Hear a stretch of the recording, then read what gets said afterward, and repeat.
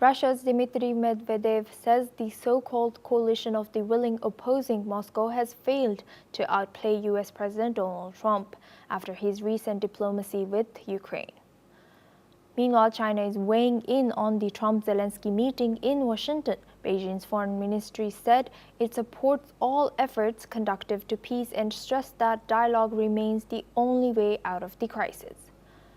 On broader ties, China said President Xi Jinping and Russian President Vladimir Putin continue to maintain smooth communication. The statements highlight shifting dynamics as global powers react to Trump's push for a swift settlement in Ukraine. Now, for this discussion, we are joined by Professor Georgie Tolaraya. She's an international affairs expert, joins us live from Moscow. Thank you, Professor, for joining us. Welcome to NewsX World. What's your take? My pleasure. Thank you.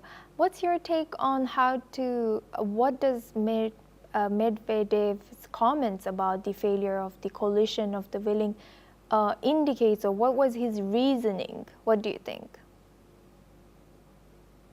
Well, I think that's the reason for his comments, and that Trump didn't change his position, which he expressed to Putin.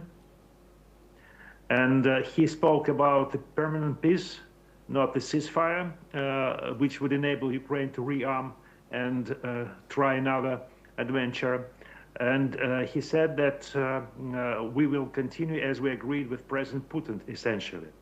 So this is important because it gives way to diplomacy.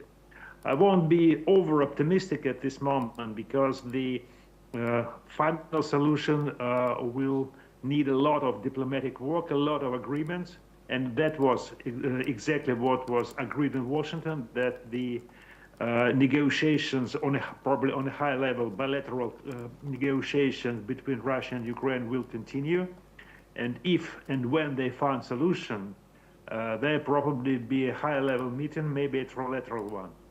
So this means that it won't happen overnight, and I really doubt that it will happen in 2 weeks, unfortunately. But this is the start of the process, and I think we can be fairly satisfied that the coalition of the willing didn't spoil this process. And Professor, what do you think, why does the United States continue to pursue diplomatic engagements with Ukraine in ways that could escalate tensions with Russia despite the risks of further entrenching the conflict? So far, I do not see that U.S. is backing Ukraine in all the issues. Of course, it's an indirect part of the conflict. But now the U.S. is more eager to negotiate to find a political solution rather than a military one, because military solution is unattainable. And Professor, why do you think suddenly China started commenting on this issue, with China signaling support for peace efforts and maintaining close ties with Russia? How does Beijing's position complicate this international community's approach to this conflict? Well, China has always expressed its willingness to help without meddling into the conflict, without actually taking sides, although in fact supporting Russia.